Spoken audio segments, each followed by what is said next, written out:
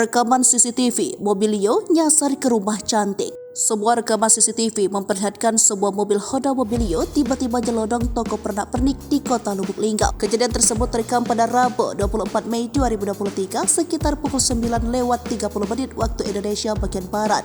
Kejadian tersebut bermula ketika pengendara mobil Ibnu melaju dari arah Simpang Priok hendak menuju arah pasar.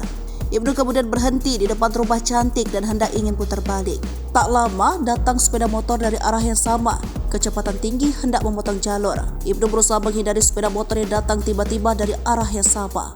Karena terkejut, Ibnu langsung membanting setir kemudi mobilnya hingga masuk ke dalam toko tersebut. Ibnu mengatakan dirinya sempat mengelak meski mobilnya bersenggolan dengan sepeda motor.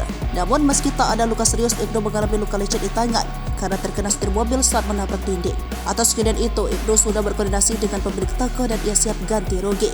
Sedangkan Vivit, pegawai toko rumah cantik, mengatakan saat kejadian, toko baru saja dibuka sedang bersih-bersih. Tak lama dirinya mendengar suara keras penabrak dinding kaca.